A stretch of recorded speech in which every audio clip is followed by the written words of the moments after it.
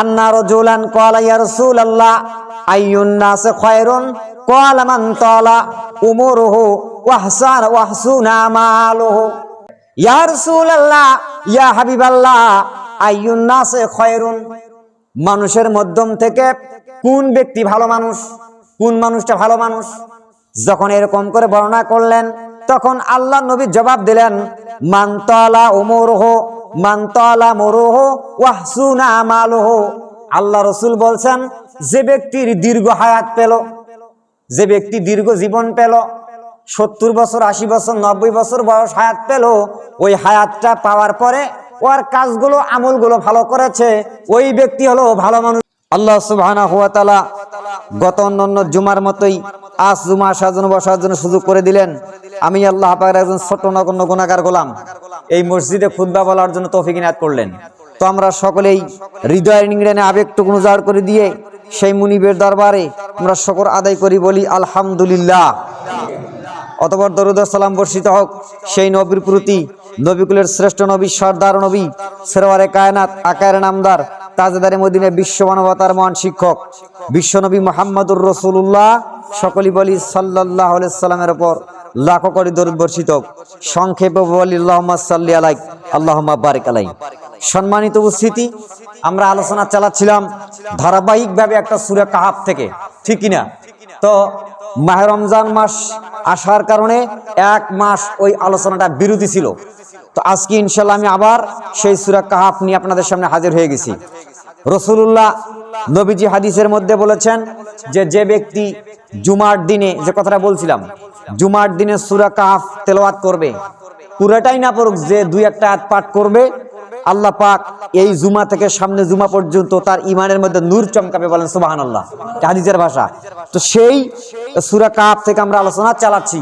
এ যাবত আমরা আসছিলাম 30 নম্বর আয়াত, এটা আজকে কিন্তু 30 নম্বর আয়াত থেকে শুরু করলাম। সামনে দেখা যাক যতদিন ইনশাআল্লাহ পারি, যতদূর আল্লাহ হায়াতে রাখছে, যতদিন আমার হুকুম আছে মসজিদে, রিজিক আছে ততদিন। তো মূল যেটা আলোচনা হচ্ছে যে আল্লাহ পাক বলছেন, ইন্নাল্লাযিনা আমানু ওয়া আমিলুস সালিহাত ইন্না লা নুদিউ আজরা মান আহসানা আমালা। আল্লাহ বলতেছেন, নিশ্চয় যারা ঈমান এনেছে, এরপরে ভালো কাজ করেছে, আমি তার ওই ভালো কাজের বিনিময়ে প্রতিদান দেব, ভালো কাজের বিনিময়ে আমলগুলো নষ্ট করব না। এবং যেটা করছে আহসানু আমালা, যে এই ভালো কাজের বিনিময়ে আমি তাকে উত্তম অনেক প্রতিদান দেবো, বলেন সুবহানাল্লাহ। ভালো কথা বলা হয়েছে এখানে। প্রথমে বলা হয়েছে নিশ্চয় যারা ঈমান এনেছে, তো আমরা তো ঈমান এনেছি আল্লাহর উপর, নবীর উপর, কিতাবের উপর, ফেরেশতার উপর। এরপরে আমলে সালেহ ও আমানু, আমলে সালেহ করেছি। তারপর আল্লাহ পাক বলতেছেন, লা নুদিউ আজরা মান আহসানা আমালা। এখন যারা আমলটা ভালো করবে, ঈমান আনা এক জিনিস আর আমল হলো আরেক জিনিস, ঠিক কিনা? ঈমান এনেছি, স্বীকৃতি দিছি আল্লাহর গোলাম। এখন আমল কি? আমল হচ্ছে কাজ। যেমন আমি স্বীকৃতি দিছি একজনের বাড়িতে কাজ করব, আমি একজন সরকারি বা যে কোনো একটা অফিসে বা যে কোনো একটা গার্মেন্টসে কাজ করব, নাম দিলাম কাজ করব, অমুকের দোকানে কাজ করব, শুধু নাম হয়েছে, পরের দিন থেকে কাজ করা লাগবে, এটা ডিউটি। তো ঠিক অনুরূপভাবে ডিউটি হচ্ছে কি? আমল করতে হবে। এই আমলের মধ্যে পার্থক্য কি? আমলের মধ্যে পার্থক্য হচ্ছে, যেমন যেটা ফরজ যেটা, এটা আল্লাহ পাকের হুকুম আহকাম মেনে চলতে হবে। এরপরে সুন্নত, যেটা নবীজির হাদিস অনুযায়ী চলতে হবে। এরপরে যেটা ওয়াজিব, এরপরে নফল, এরপরে বিভিন্ন এরকম আমল আছে। এগুলো আমলগুলো হচ্ছে ব্যক্তিগত, আমাদের পার্সোনাল, ব্যক্তিগত। যত নফল ইবাদত করব তত আমাদের কি বেশি মর্যাদা হবে। তো সেই কথাটা আল্লাহ বলছে, আহসান আমালা, আমি কিন্তু ভালো। এখানে আহসান শব্দের অর্থ হচ্ছে ভালো। আর যখন আলিফের জেড জবরটা নিজ দিকে আসবে, ইহসান, আহসান আর ইহসান দুটির ব্যাখ্যা আছে।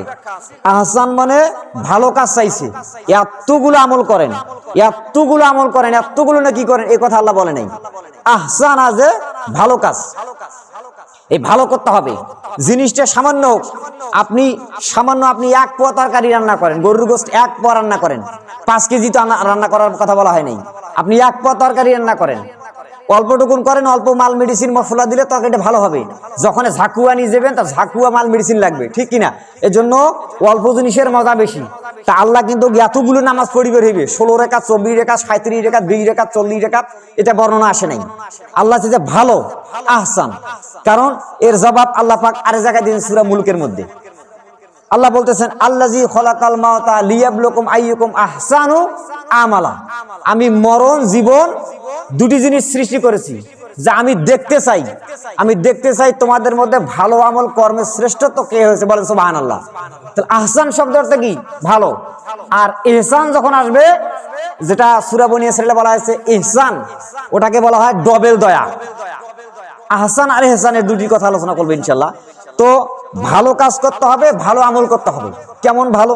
যেমন আমরা বলি যে ওই লোকটার কাজগুলো ভালো, ওই মেকারটার কাজগুলো ভালো, ওই কি বলে আপনার কারিগরটার কাজ ভালো, এটাকে বলা হয় ভালো কাজ। ওই ভালো ভালো কাজ করতে পারে, কথাবার্তা ভালো, এটাকে বলে ভালো কাজ। আর ইহসান মানে ডবল দয়া, যেটা সূরা বনী ইসরাঈলে বলা হয়েছে ওয়াকাদা রাব্বুকুম আল্লা তা'বুদু, যে তোমাদের আল্লাহ পাকের তরফ থেকে অর্ডার হয়ে গেছে যে আল্লাহ পাকের ইবাদত বندگی করার পর তোমাদেরকে কি করতে হবে? ইহসান মানে পিতা এবং মাতার পিতা মাতার আনুগত্য করতে হবে, মানে ইহসান ডবল দয়া। এখানে ডবল দয়ার দয়া। কি রকম ডবল দয়া? যেমন কথা দিয়ে, চেষ্টা দিয়ে, শ্রম দিয়ে, সামান্য কিছু টাকা দিয়ে, যে না লোকটা আমাকে হেল্প করছে, আমাকে সাহায্য করছে, লোকটাকে দেখলেই মায়া লাগি যায়, এটাকে বলা হয় ডবল দয়া। তাহলে ডাবল দয়া ইহসান করতে হবে, এবং আহসান ও আমালা আমলটা কি করতে হবে? ভালো করতে হবে। হাদিস শরীফের মধ্যে আসছে হযরতে আবু বকর সিদ্দিক নন, আবু বকরা থেকে বর্ণিত। তিনি বলেছেন যে এক ব্যক্তি এসে আল্লাহ রাসূলকে প্রশ্ন করছিলেন। এক ব্যক্তিকে এসে প্রশ্ন করছেন যে হুজুর, মানুষের মধ্যে ভালো মানুষকে? ভালো করে শোনেন, এখানে বলেছেন আয়াতের হাদিস, আল্লাহ বলতেছে ভালো জিনিস আমি চাই, ভালো আমল চাই। এখন হাদিস শরীফের মধ্যে আসছে ওই ব্যক্তি এসে জিজ্ঞাসা করছে হুজুর, মানুষের মধ্যে সবচেয়ে ভালো মানুষকে? এটা মারাত্মক প্রশ্ন। হাদিস বর্ণনা করেছেন আন আবি বকরাতা আন্না রাজুলান ক্বালা ইয়া রাসূলুল্লাহ আইয়ুন নাস খায়রুন ক্বালা মান তালা উমুরুহু ওয়া হাসুনা আমালুহু। হযরত আবু বকর সিদ্দিক আবু বকর থেকে বর্ণনা করেন, ওই সাহাবী বলতেছে ইয়া রাসূলুল্লাহ ইয়া হাবিবাল্লাহ আইয়ুন নাস খায়রুন, মানুষের মধ্যম থেকে কোন ব্যক্তি ভালো মানুষ, কোন মানুষটা ভালো মানুষ? যখন এরকম করে বর্ণনা করলেন, তখন আল্লাহ নবী জবাব দিলেন মান তালা উমুরুহু ওয়া হাসুনা আমালুহু। আল্লাহ রাসূল বলছেন যে ব্যক্তির দীর্ঘ হায়াত পেল, যে ব্যক্তি দীর্ঘ জীবন পেল, 70 বছর 80 বছর 90 বছর বয়স হায়াত পেল, ওই হায়াতটা পাওয়ার পরে ওর কাজগুলো আমলগুলো ভালো করেছে, ওই ব্যক্তি হলো ভালো মানুষ। বলেন সুবহানাল্লাহ। দেখছেন, যে ব্যক্তি দীর্ঘ হায়াত পেয়েছে, নবীজি জবাব দিলেন যে ব্যক্তি দীর্ঘ জীবন পেয়েছে, হায়াত পেয়েছে, ও হাসুনা আমালা। আর আল্লাহ বলতেছে কোরআনের মধ্যে আহসানা আমালা। কোরআনের আয়াত আর হাদিসের ভাষা দেখেন। তাহলে আল্লাহ রাসূল বলছে যে ব্যক্তি লম্বা হায়াত পেয়েছে, দেখেন না কেউ আমাদের সমাজে এখন 100 বছর লোক বেঁচে আছে না? এখনো বেঁচে আছে 100 বছর 80 বছর 90 বছর। তো এতগুলো হায়াত পাওয়ার পরে ওই লোকটা যদি আমলগুলো ভালো করে, ও সামান্য করুক, 2 রাকাত নামাজ পড়ুক, অত 8 রাকাত পড়ি হয় নাই, আর 2 রাকাত পড়ুক, কিন্তু ভালোভাবে করুক, বেশ খুব তাগিদ ভাবে, মনোযোগ সহকারে, গুরুত্বপূর্ণ সহকারে। তাহলে আল্লাহ রাসূল বলছে ভালো আমল যারা করে মানুষের মধ্যে, ওই লোকটা কি? ওই লোকটাই ভালো। আমার ভাইরা, এরপরে ওই রাসূল ওই ব্যক্তিটা বলতেছেন ক্বালা ফাআয়ুন নাস শাররুন ইয়া রাসূলুল্লাহ ইয়া হাবিবাল্লাহ, আপনি ভালো মানুষের ব্যাখ্যা দিলেন, এবার বলেন তো মানুষের মধ্যে খারাপ মানুষকে? খারাপ মানুষ কোন ব্যক্তি, কোন অশ্লীল মানুষ, খারাপ মানুষকে? নবীজির কাছে যখন বললেন, তখন আল্লাহ রাসূল বলছেন ক্বালা মান তালা উমুরুহু ওয়া সাআ আমালুহু। আল্লাহর নবী বলেছেন যে ব্যক্তি লম্বা হায়াত, দীর্ঘ হায়াত পেল, অনেক কয়েক বছর হায়াত পেয়েছে, দীর্ঘ হায়াত পাওয়ার পরও সে আমলের দিক দিয়ে ভালো করে নাই, ওই লোকটাই হলো খারাপ মানুষ। নাউজুবিল্লাহ। দেখছেন মিশকাতুল মাসাবির হাদিস। তাইলে যারা হায়াত লম্বা পেয়েছে ওর আমলগুলো ভালো ছিল, চরিত্র, আখলাক, কথাবার্তা, চলাফেরা, চালচলন সব ভালো ছিল, লোক মানুষ দেখলেই বলে যে লোকটা খুব ভালো ছিল। তাহলে ওই যে হায়াত লম্বা পাইছে, আমলগুলো ভালো করছে, এই লোকটা হলে ভালো মানুষ, মানুষের মধ্যম থেকে। আর যে লোকটা হায়াত পেয়েছে 90, 80, 100 বছর বয়স, কিন্তু আমল ভালো করে নাই, চরিত্র ভালো ছিল না, আখলাক চরিত্র ভালো ছিল না, আল্লাহ রাসূলের মুখের কথা সে বললেন কি খারাপ মানুষ। তো আল্লাহ এখানে বলেছে কি যে আজরামান আহসানা আমালা, আমি তোমাদের কি চাই? ভালো চাই। তো এই ভালো কাজটা করতে হবে। আল্লাহ পাক জবাব দিয়েছেন ওই জায়গায় যে আমি আল্লাযী খলাকাল মাউতা লিয়াবলুকুম, যে আমি মৃত্যু এবং জীবন সৃষ্টি করছি এর জন্য যে কি করতে হবে? ভালো কাজ করতে হবে। কে ভালো কাজ করে? এই ভালো কাজ। আর এই ভালো কাজে যখন আপনি যাবেন তখন কিন্তু আপনার ভিতর আসবে কি? সহিষ্ণুতা, হীনমন্যতা, এরপর দুর্বলতা, মানে এরকম জিনিসগুলো আসবে আপনার। তখন মেজাজ, রাগ, এই জিনিসগুলো আপনার মধ্যে কি আসবে না। কারণ মোমেন মুসলমান দাবি করলে একমাত্র আমাদের মধ্যে আসবে কি?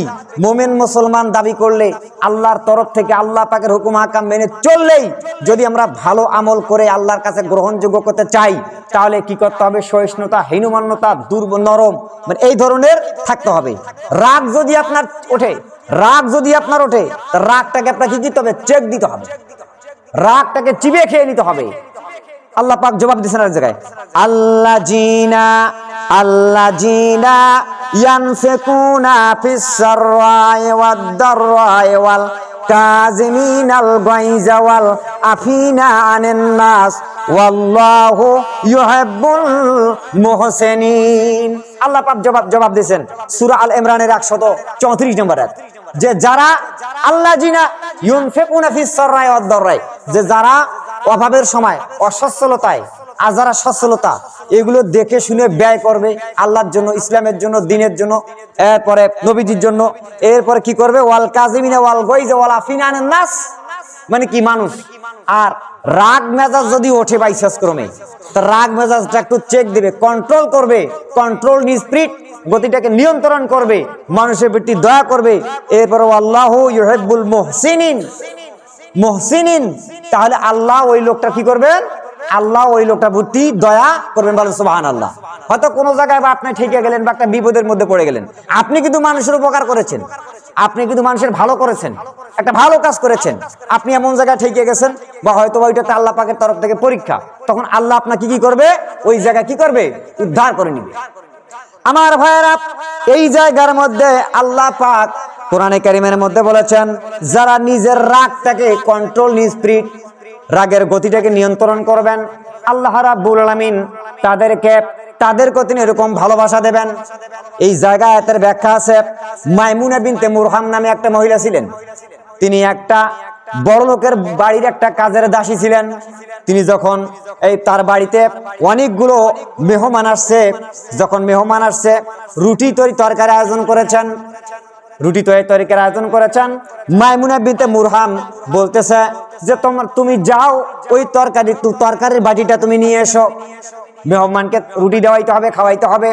এরপরে মেহমানকে খাওয়ার জন্য যখন রুটি দিয়ে গেলেন, তখন তরকারি বাটি নিয়ে যেতে একটু ঝোল ফালাই দিয়েছেন। যখন ঝোল ফালাই দিয়েছেন, তখন মাইমুনা বিনতে মুরহাম একটু রেগে গেলেন, রাগান্বিত হয়ে গেলেন, চোখগুলো লাল হয়ে গেল।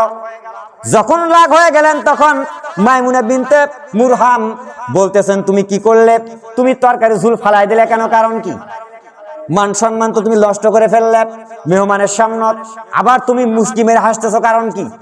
তুমি দোষ করেছো, অপরাধ করেছো, অপরাধ করার পর তুমি হাসতেছো কেন? কারণ কি? ওই কাজের বুয়া বলতেছেন, খালাম্মা, আমি তো এই জন্য হাসতেছি না, আমি একটা কোরআনে কারিমের আয়াত মনে পড়েছে, এই জন্য আমার হাসি বাইর হয়েছে। কারণ আপনি কি কোরআন পড়েন নাই? আল্লাহ সুবহানাহু ওয়া তাআলা বলছেন, ফিস সাররাই ওয়াদ দাররাই ওয়াল কাযিমিনা ওয়াল গায়যা ওয়াল আফিনা আনিন নাস ওয়াল্লাহু ইউহিব্বুল মুহসিনিন। যে যারা নিজের রাগটাকে, নিজের মেজাজটাকে কন্ট্রোল দেয়, মানুষের প্রতি দয়া দেখায়, আল্লাহ তাকে অন্য দিক দিয়ে, অন্য সাইডে ভালোবাসা দেখায়। তাই এই আয়াতটা আমার মনের মধ্যে, আমার বিবেকের মধ্যে টাচ দিয়েছে। আমার থেকে তো আপনি বেশি কোরআনেওয়ালা। তখন বলতেছ, আচ্ছা ঠিক আছে। তখন তিনি বলছেন, ঠিক আছে, আমি তোমাকে আল্লাহর কাছে মাফ করে দিলাম। বলেন সুবহানাল্লাহ। এই হচ্ছে মুমিনের কোয়ালিটি। এ হচ্ছে কি মুসলমান মোমেন দাবি করলে, যখনই মোমেন মুসলমান আমরা দাবি করি চলতে ফিরতে খাইতে নিতে, যদি কোনো বেহুদা বা অশ্লীল আসে তখন সঙ্গে সঙ্গে এটা যখন মনে টাচ পড়ে সঙ্গে সঙ্গে আমরা কি ইস্তেগফার করব, ভালো আর করব। কারণ শয়তানি ওয়াসওয়াসা তো থাকবেই, শয়তান মানুষকে ওয়াসওয়াসা দেওয়ার জন্য থাকেই। এজন্য যাতে আমরা শয়তানি কাজের মধ্যে না যাইতে পারি এই টার্গেটে থাকতে হবে। তাহলে একমাত্র ভালো কাজ করতে হবে কি, আল্লাহ পাক বলতেছেন যে ভালো কাজ যদি আমরা করি তাহলে এই জিনিসটা একমাত্র হবে, আর যদি ভালো এই কাজটা না করতে পারি তাহলে হবে না। আল্লাহ রাসূল এক হাদিসের মধ্যে বলছেন আন আবি সাঈদ খুদরি রাদিয়াল্লাহু তাআলা আন্নাহু ক্বাল, আবার আবি হুরায়রা বর্ণনা করেছেন ক্বালা রাসূলুল্লাহ সাল্লাল্লাহু আলাইহি ওয়াসাল্লাম ক্বালা লাইসা শাদীদু বিসুরাতে ইন্নামা শাদীদুল লাযী ইয়ামলিকু নাফসাহু ইনদাল গদাবি। যে আল্লাহ রাসূল বলছেন যে তিরমিজি বুখারী শরীফের হাদিস, যে আল্লাহ রাসূল বলছেন যে ওই ব্যক্তি বীর পালন নয়, ওই ব্যক্তি শক্তিশালী নয় কে, যেই ব্যক্তি কুস্তিতে কেউকে হারাই দিল, যে ব্যক্তি মারামারি করে হারাই দিল, পাঁচজন কাক ফালাই দিল, ডাঙ্গে মারি ফালাই দিল, কুস্তিতে হারাই দিল, ওই ব্যক্তি বীর পালন নয়। বীর পালন হচ্ছে যে নিজের রাগ যখন কন্ট্রোল করে, চেক দেয়, নিয়ন্ত্রণ করে, ওই ব্যক্তি হচ্ছে শক্তিশালী বীর পালন। সুবহানাল্লাহ। তাহলে একমাত্র এখান থেকে প্রমাণ যে আল্লাহ সুবহানাহু ওয়া তাআলার হুকুম আহকাম মানে চললে কি করতে হবে, যে ভালো কাজ, এই ভালো জিনিসটা আল্লাহর কাছে চাইতে হবে। আর ভালোর পাশাপাশি কি করতে হবে, ইহসান, যেটা সূরা বনী ইসরাঈলে বলা হয়েছে। আল্লাহ রাব্বুল আলামিন বলেন ওয়াকাদা রাব্বুকা আল্লা তা'বুদু ইল্লা ইয়্যাহু ওয়া বিল ওয়ালিদাইনি ইহসানা। আল্লাহ পাক বলতেছে যে তোমার রবের পূর্বর পক্ষ থেকে চূড়ান্ত ফয়সালা হয়ে গিয়েছে যে আল্লাহ পাকের ইবাদত বন্দেগী করবে, আর আল্লাহ পাকের ইবাদত বন্দেগী করার সাথে সাথে পরে কিন্তু বাবা মার ইহসান করবে। বাবা মায়ের কথা, বাবা মায়ের প্রতি চোখ রাঙা কথা বলতে পারবো না, চোখ রাঙা কথা বলতে আপনি পারবেন না। গালাগালি তো দূরের কথা, গালাগালি তো দূরের কথা, চোখ রাঙা কথা বলতে পারবেন না। হযরতে ইব্রাহিম আলাইহিস সালাম যখন তার বাবা আজর কুমার তাকে যখন পাথর দিয়ে আঘাত করছিলেন, ইব্রাহিম আলাইহিস সালামের বাপ আজর কুমার, তো যখন পাথর দিয়ে আঘাত করার শুরু করলেন তখন আল্লাহর কাছে তিনি সাহায্য চাইলেন। তা আল্লাহ পাক তখন বলতেছিলেন ইব্রাহিম তোমার বাপ তোমাকে পাথর দিয়ে আঘাত করেছে, তুমি প্রতিবাদ তো দূরের কথা, গালাগালি করতে পারবে না, প্রতিশোধ নিতে পারবে না, দরকার বাড়ি ছেড়ে বাপ মায়ের সামনে মাথা নত করে বাড়ি ছেড়ে তোমাকে হিজরত করতে হবে। বলেন সুবহানাল্লাহ। আল্লাহর নির্দেশ। তাহলে বেধর্মী লোক যদি হয় তাহলে বাপ মায়ের উপরে আঙ্গুল তুলে চোখ রাঙা কথা বলতে পারবে না।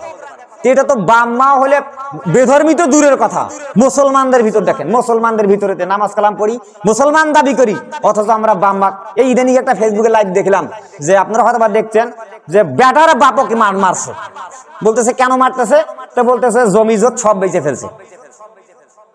দেখেন জমি জট সব বাপ বেঁচে ফেলছে, এখন যে কি জন্য বেচাইছে কি জন্য বেচায় নাই ওই জানে আর আল্লাহ জানে, হয়তো বা কোনো সংসারের মধ্যে ছিল, তা বাপ বেটারা জমি পায় নাই বা বাড়ি ঘরের ভাগ বন্টন কম পাইছে, তো বাপক ধরি মারছে। এটা লাইভ সরাসরি ভিডিও দেখলাম। তো দেখেন এই লোকগুলো কিভাবে মুসলমান দাবি করবে, আর এইগুলোর কিভাবে ইবাদত বন্দেগী কবুল হবে। তাইলে একমাত্র আমল ভালো করতে হবে, আর কি করতে হবে, ইহসান মানে ডবল দয়া করতে হবে।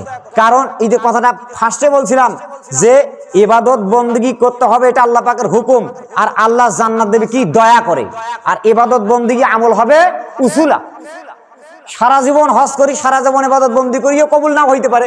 আপনি ইহসান একটা ভালো মানুষের প্রতি দয়া দেখাইলেন, একটা ভালো কাজ করলেন, এইটার উসিলে আপনি জান্নাত পাইতে পারেন। বলেন সুবহানাল্লাহ। এই জন্য জান্নাত এই সামান্যতনে মানুষ যাবে, আবার সামান্যতনে জান্নাত যাইতে পারবে, আবার যাইতে পারবে না। এই সামান্য জান্নাত যাবে, সামান্য জাহান্নাম নিয়ে যাবে। তো ইহসানের ব্যাখ্যা তুরস্ক দেশের মসজিদের কেন্দ্রীয় ইমামের নাম ছিলেন, ইসলামের ইতিহাস থেকে বলছি, যে ইমামের নাম ছিলেন আব্দুস সালাম, ইমামের নাম ছিলেন আব্দুল খালেক। আর তার বাড়ির মসজিদের পাশে একটা গ্রাম ছিলেন, ওই গ্রামের একটা সবজিওয়ালা গরিব মানুষ কাঁচামালের ব্যবসা করে, ওনার নাম ছিলেন আব্দুস সালাম। তো তুরস্ক মসজিদের ইমাম, কেন্দ্রীয় মসজিদের ইমাম 40 বছর একটা নামাজ পড়াইছে ওই মসজিদত। তো রাত 12টা আনুমানিক পর তাকে স্বপ্ন ধরেছে, আল্লাহর রসুল এসে বলতেছে যে আব্দুল সালাম আপনার বাড়ির পাশে সবজির বিক্রি করে একজন কাঁচামালের ব্যবসাদার, তার নাম আব্দুল খালেক, তুমি তাকে গিয়ে জান্নাতের সুসংবাদ দাও। বলেন সুবহানাল্লাহ। মারাত্মক কথা। যখন এই স্বপ্নটা তাকে ধরলেন, ইমাম সাহেব স্বপ্ন দিছে কাকে? ইমামকে স্বপ্নাইছে কাকে? জান্নাতের সংবাদ দেওয়ার জন্য। ওর বাড়ির মসজিদ থেকে যে পাড়া গ্রাম আছে, ওই গ্রামের একজন সবজিওয়ালা। এখন স্বপ্ন ভেঙ্গে যাওয়ার পরে যখন মুয়াজ্জিন সাহেব আযান দিয়েছে, ঠিক তখন তিনি ঘুম থেকে জাগ্রত হলেন। জাগ্রত হয়ে ওই জায়গায় বসলেন, বসে একটু চিন্তা করছে, আচ্ছা আমি 40 বছর নামাজ পড়াইলাম এই মসজিদের ইমাম, তাহাজ্জুদ কাজা করি নাই, টাটকা উযু ছাড়া নামাজ পড়ি নাই, তো আল্লাহ রাসূল এসে আরে জুমকাক জান্নাতে সুসংবাদ দিয়েছে, আরে আমি জান্নাত পাবো কি পাবো না এটা তো বললো না, এটা তো কোনো গ্যারান্টি দিল না, তা আমার থেকে তাহলে ওই কি ভালো কাজ করছে? দেখেন কথা বলেন কিন্তু এখানে আল্লাহ কি বলতেছে যে ভালো কাজ। ইমাম তখন একটা ইমাম সাহেবের মনটা ডাউন হয়ে গেল। আচ্ছা 40 বছর ইমামতি করলাম, তো আল্লাহ রাসূল আমার কাছে বলছে আর জুমকাক জান্নাতে সুসংবাদ, তাহলে ইয়াই কি ভালো কাজ করছিল? এখন এখানে যদি এই জায়গার মধ্যে যদি গেলা বর্তমান বাংলাদেশ, আমি দৃষ্টান্তটা এইভাবে দেই, বর্তমান বাংলাদেশের সরকার তারেক জিয়া, উনি যদি এলা কোনো কাদা বেকাদা এমন মতো আমার মতো সলিম সৈমুদ্দিনকে ফোন নাম্বার দিয়ে ফোন দেয় যে মৌলভী সাহেব, জি আপনি কি ওই সুখদেবপুর মসজিদের খতিব? জি, তো ঠিক আছে ওই মসজিদের আপনি খতিব, আপনি আগামী জুমায় গিয়ে ময়সার নামে একটা লোক আছে, তার কাগজপাতি নিয়ে জমা দেন, আমি তার নামে একটা সরকারি বড় ধরনের অ্যাকাউন্টে টাকা আছে, টাকা পাবে, মসজিদ থেকে পাবে, আমি সরকারি ভাবে মসজিদ উপলক্ষে তাকে টাকা দেবো।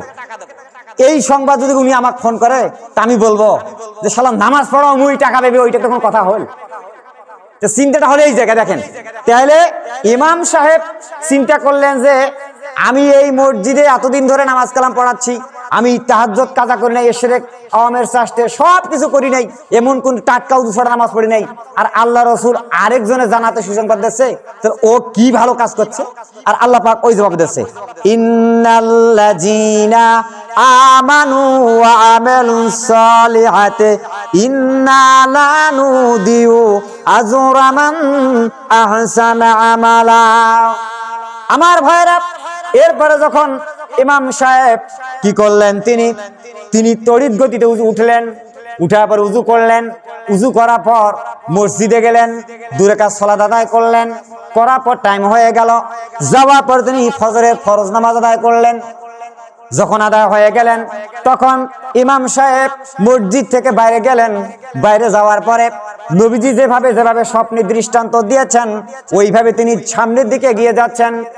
ওই গ্রামের মধ্যে গেলেন, যাওয়ার পর লোকদের জিজ্ঞাসা করলেন এই জায়গার মধ্যে আব্দুল খালেকের বাড়ি কোনটা? এই জায়গার মধ্যে কাঁচামালি ব্যবসা করে, সবজির দোকান করে, আব্দুল খালেকের বাড়ি কোনটা? লোকেরা দেখাই দিল, হুজুর ওই যে সোজা গিয়ে ডাইনে যাবা, যাওয়ার পরে যে সর্বপ্রথম বাড়িটা, ওই বাড়িটা হলো আব্দুল খালেকের বাড়ি। এরপরে ইমাম সাহেব তিনি কি করলেন, করার পর যখন বাড়ির দুয়ারের সামনে গেলেন, যাওয়ার পর বাড়ি এরকম করে কড়া নাড়লেন, আব্দুল খালেক বাড়িতে আসো। তখন তিনি দুয়ার খুলে দিলেন, দেওয়ার পরে বলতেছেন হুজুর আপনি আমার বাড়ি, সালাম দিলেন, দেওয়ার পর বসতে দিলেন, বসার পর বলতেছে হুজুর আপনি এতদিন পর আমার বাড়িতে আসছেন, গরিব মানুষের বাড়িতে, কারণ কি? ইমাম বলতেছে আব্দুল খালেক আমি এমনি এমনি আপনার বাড়িতে আসি নাই, আমি আপনার বাড়িতে একটা তথ্য জানার জন্য আসতেছি, সত্যি করে আপনাকে একটা কথা বলতে হবে। সবজিওয়ালা বলতেছেন হুজুর কি সত্যি কথা? বলতেছে ইমাম বলতেছে ও আব্দুল খালেক ভাই আপনি সত্যি করে বলেন তো এমন কোন ভালো কাজ করেছেন, কি এমন ভালো কাজ করেছেন? তখন সবজিওয়ালা বলতেছেন ইমাম সাহেব শোনেন, আমি গরিব মানুষ, সবজির দোকান করি, আমি কাঁচামালের ব্যবসা করি, মাঝে মধ্যে জামাত পাই, আবার মাঝে মধ্যে জামাত পাই না, আমার মধ্যে তেমন কোনো ভালো কাজ নাই। তবে আমার অভ্যাস ছিল আমি যখন ওজন করে মানুষকে দেই তখন ওজনে কাউকে আমি কম দেই না। বলেন সুবহানাল্লাহ। ওজনে কম দেই না, যেটা মাপের 1 কেজি বা 1.5 কেজি আধা কেজি হইলো দাড়ি পাল্লাটা ওর দিকে হাইল করে দিই। ইমাম বলতেছে এইটা তো সবাই দেয়, আপনি আমার কাছে লুকাচ্ছেন, ভালো কাজ আপনি কি করছেন মনে করেন, এই তথ্য না পাওয়া পর্যন্ত আমি আপনার বাড়ি থেকে যাব না। তখন সবজিওয়ালা বলতেছে যে হুজুর আর তো মনে পড়তেছে না, না আপনি মনে করেন। সবজিওয়ালা বলতেছে ইমাম সাহেব কি ব্যাপার আমি কিছু বুঝতে পারলাম না, কেন আপনি আমার সামনে চাপাচাপি করতেছেন? ইমাম তখন 2 চোখের পানি ছেড়ে দিয়ে বলতেছে, আব্দুল খালেক, আজকে গত রাতের মধ্যে আল্লাহ রসুল আমার সামনে স্বপ্নের মধ্যে এসে আপনার নাম ধরে জান্নাতের সুসংবাদ দিয়েছে। বলেন সুবহানাল্লাহ। আপনার নাম ধরে। এই জন্য আমি তখন মনে মনে ভাবলাম, 40 বছর এই মসজিদে ইমামতি করলাম, 40 বছর আমি তাহাজ্জুদের শেখ আহমেদ শাস্ত্রের পিতামাতার খেদমত যত কিছু আছে, এমন কোনো কাজ নাই যে আমি করি নাই। কিন্তু তারপর আল্লাহ নবী এসে আমাকে জান্নাতের কথা না বলে আপনার কথা বললো কেন? কারণ কি? এই জন্য আমি এই তদন্ত নেওয়ার জন্য আসছি যে আপনার মধ্যে এমন কি ভালো কাজ আছে। দেখেন না যে আপনারা জানেন যে শুধু খালি ইমামরাই যে ভালো ভালো বহুত কিছু জানে। আর ভাই, ইমামরা যে বহুত কিছু জানে, লক্ষ্য রাখেন, ইমামরা যে বহুত কিছু জানে পড়ে বুঝায়, এই ইমামক দিয়েই জাহান্নামে উদ্বোধন। দেখছেন, ইমামক দিয়ে জাহান্নামে উদ্বোধন। আপনাদের মতো সাধারণ মানুষ বাইসে যাবেন। খবর আছে কিন্তু ইমামদের, ইমাম দিয়ে জাহান্নাম উদ্বোধন, দানবীর দিয়ে জাহান্নাম উদ্বোধন, শহীদ দিয়ে জাহান্নাম উদ্বোধন। বুখারীর হাদিস। মনে করছেন ইমামরা আলগোতে জান্নাত? জান্নাত অত সহজ নয়। সাধারণ মানুষরা বাঁচি দেবে। একটা কারণ আমি পড়ি নাই, পারি নাই। কেন পারো নাই? যে সংসার নানান অজুহাত দেওয়ার পরে হয়তো আল্লাহ পাক ফিজরুটি দিবেন, এরকম হাদিসে আসছে। কিন্তু ইমাম দিয়ে কিভাবে উদ্বোধন হবে? এজন্য ইমাম সাহেব কি করলেন? আব্দুল সালাম ভাই গেলেন আব্দুল খালেকের কাছে, সবজিওয়ালার কাছে, এই তদন্ত নেওয়ার জন্য। যখন এইরকম করে যখন ইমাম সাহেব চোখের পানি ছেড়ে দিয়ে বলতেছেন, ও আব্দুল খালেক ভাই, আল্লাহ নবী যখন আপনার সম্পর্কে জান্নাতের সংবাদ দিয়েছে, তখন আমি আপনার কাছে ভালো কাজের জন্য এসেছি। আপনি কি ভালো কাজ করেছেন? সুতরাং ওই কাজটা আপনি বলুন, আমি ওই কাজটা করব। তখন যখন এরকম করে বললেন, তখন ওই আব্দুল খালেক ভাই সবজিওয়ালা তখন চোখের পানি ছেড়ে দিলেন। চোখের পানি ছেড়ে দিয়ে বলতেছেন, আব্দুল সালাম ইমাম ভাই, আমি একটা এমন ভালো কাজ করেছি, আমি জীবনে কাউকে বলি নাই। এই কথাটা যেহেতু আল্লাহ রসুল স্বপ্নে বলেছে আপনাকে, আমি আপনার সামনে প্রকাশ করলাম। নয়তোবা মরে যাব, তবু আমি প্রকাশ করতে চাইছিলাম না। আমি আমার মাকেও জানাই নাই। একমাত্র শুধু আমি আর আমার স্ত্রী আর একমাত্র আল্লাহ সুবহানাহু ওয়া তাআলা, এই 3 ব্যক্তি ছাড়া পৃথিবীর কেউ জানে না। ইমাম বলতেছে, আব্দুল খালেক, কি ভালো কাজ করেছো, জলদি করে বর্ণনা করো। তখন ওই সবজিওয়ালা বলতেছেন, ইমাম সাহেব শোনেন, আপনি এই জায়গার মধ্যে একটু বসেন। বসলেন। বসার পর বলতেছে, ইমাম সাহেব শোনেন, আব্দুল সালাম ভাই, আমি যখন 40 বছর আগে আমি যখন সর্বপ্রথম বিয়ে করলাম, ভালো কাজটার বর্ণনা করতেছি। আমি বিয়ে করলাম, যখন বিয়ে করলাম 3 মাস পার হয়ে গেল। যখন 3 মাস পার হয়ে গেলেন, তখন হঠাৎ করে 90 দিনের মাথাত বা 91 দিনের মাথাত হঠাৎ করে রাত 2:30-3টার সময় আমার স্ত্রী পেটের ব্যথা এরকম করে কাঁদরাকাঁদরি করছে। আমাকে বলতেছে, স্বামী গো, আমার পেট গেল গেল গেল গেল। আমি তখন সবজিওয়ালা কি করলাম, আমি যতটুকুন দোয়া সূরা কেরাত জানি, এগুলো পড়ে বর্ণনা করে আমি তার একটু ফুকাফাকি করলাম, তেল মালিশ করলাম। কিছুক্ষণের মধ্যে আমি দেখতে পেলাম একটা পূর্ণিমার চাঁদের মতো একটা সন্তান প্রসব করেছে। এই সন্তান প্রসব দেখা পাওয়ার পর আমার মাথা হ্যাং হয়ে গেল। আরে বিয়ে করলাম 3 মাস, বিয়ে করার 3 মাস পর বাচ্চা, মানে কোনদিন শুনছেন 3 মাসিক বাচ্চা হয়? জীবনে তো বাচ্চা হবে না। ওটা কি বাচ্চা? জারজ সন্তান। ইমাম সাহেব তখন বলতেছে, আব্দুল খালেক, তারপর তুমি কি করলে? তখন আমার স্ত্রী আমার পা দুটি জড়িয়ে ধরলেন।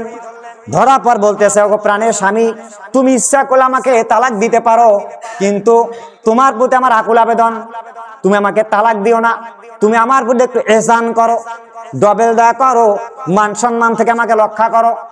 যদি ইচ্ছা করো তুমি আমাকে তালাক দিতে পারো, কিন্তু আমি তালাক দিলে আমি কিভাবে, কার কাছে গিয়ে উঠবো?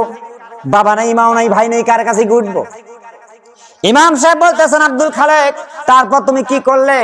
তখন আব্দুল খালেক সবজিওয়ালা বলতেছে, আব্দুল সালাম ভাই, তখন আমি আমার স্ত্রীর প্রতি দয়া করলাম, ডবল দয়া করলাম।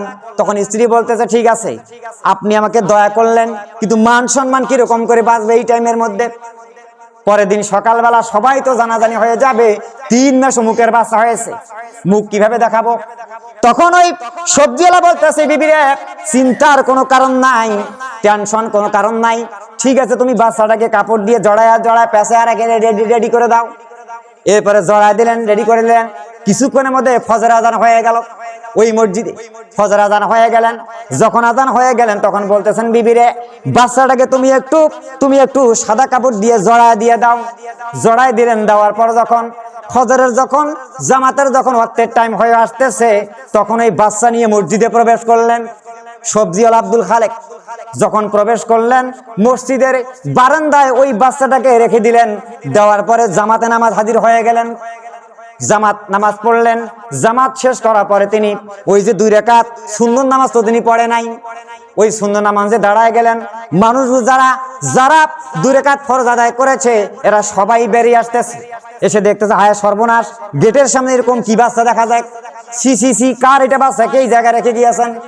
এরপরে আব্দুল খালেক বলতেছে, সালাম ভাই আমি কি করলাম, আমি তখন বাকি 2 রাকাত সুন্নত নামাজ পড়া পরে আমি একটু সবার ইচ্ছাকৃতভাবে আমি একটু লেটে গেলাম।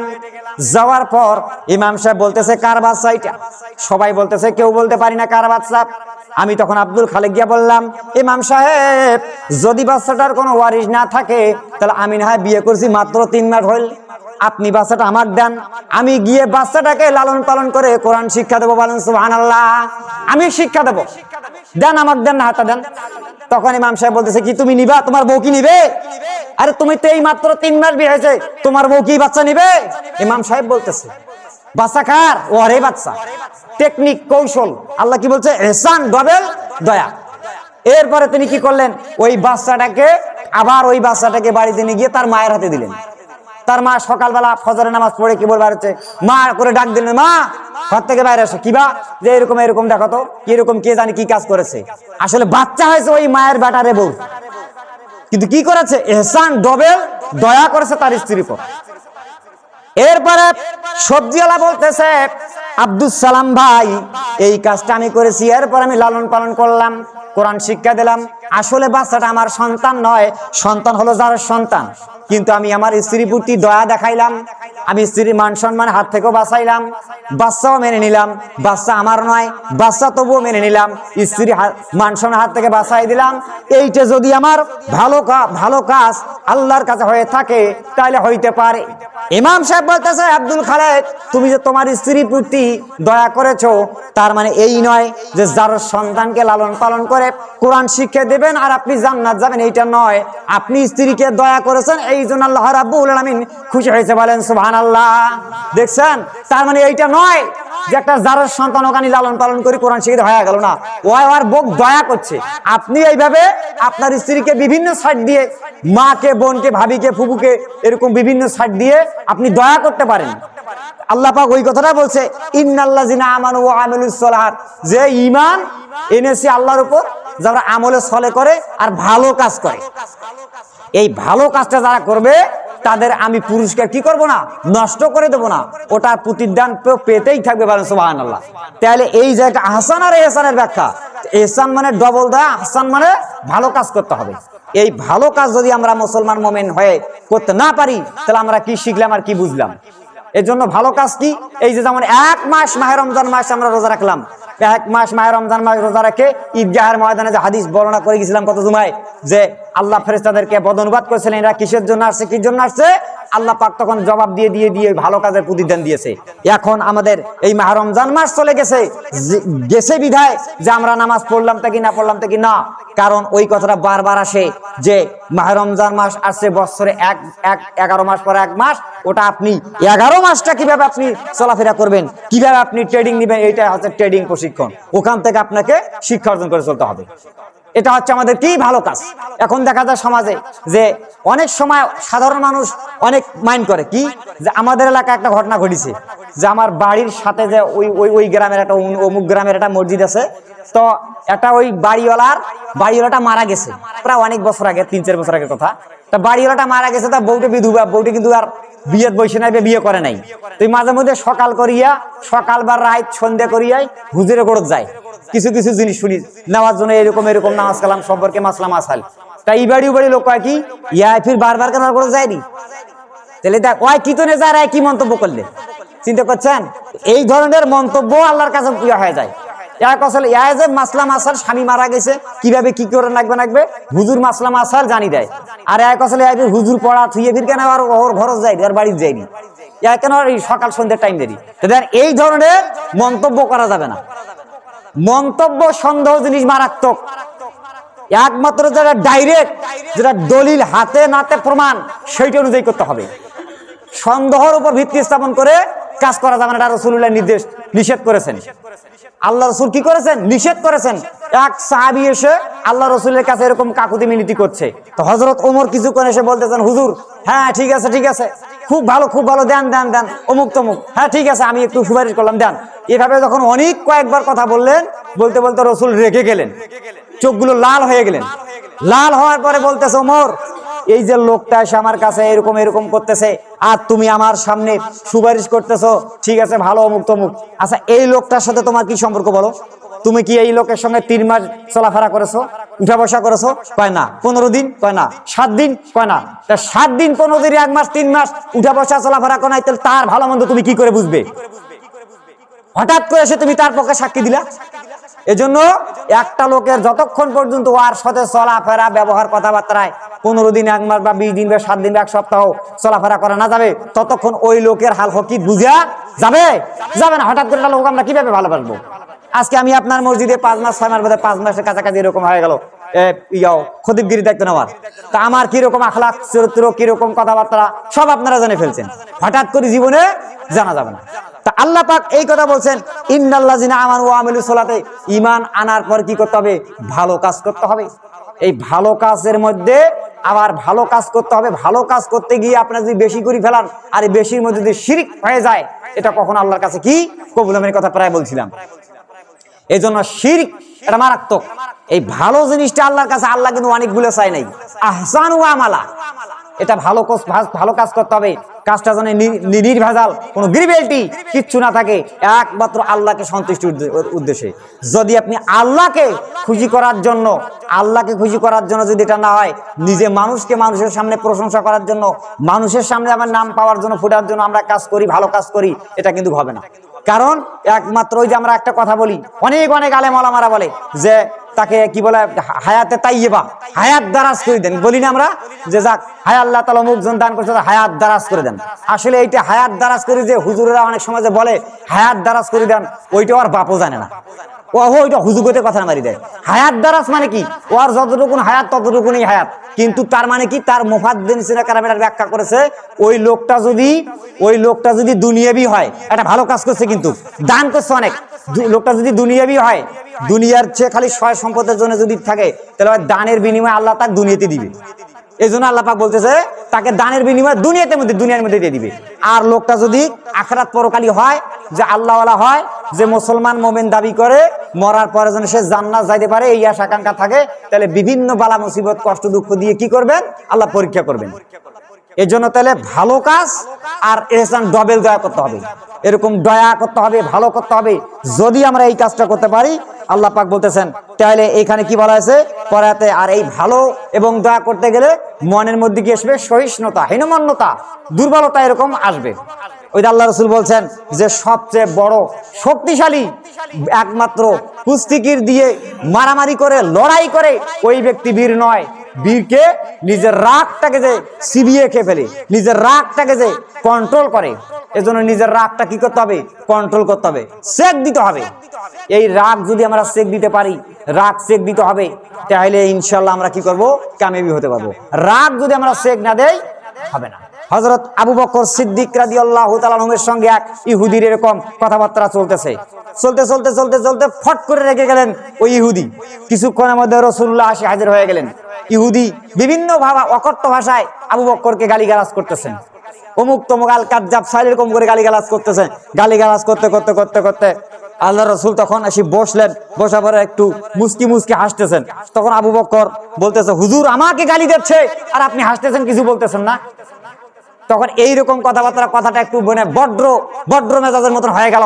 তখন আবু বকর একটা বেফাস ভাষায়, ওর মতনকার ইহুদির মতনকার লুজ সিলেকশন ভাষা কথা দিয়ে তাকে একটা প্রতিবাদ জানালেন। আর তেন আল্লাহ রসুল ওখান থেকে যাওয়া শুরু করে দিলেন। আবু বকর ওখান থেকে উঠে গিয়ে বলতেছে, হুজুর দাঁড়ান, আপনি কেন আমাকে অকাট্য ভাষা গালিগালাজ করতেছে, আর আপনি মুস্কি হাসলেন, আর যখন আমি কথাটা একটু জোর গলা বললাম, তখন আপনি উঠে আসলেন কেন?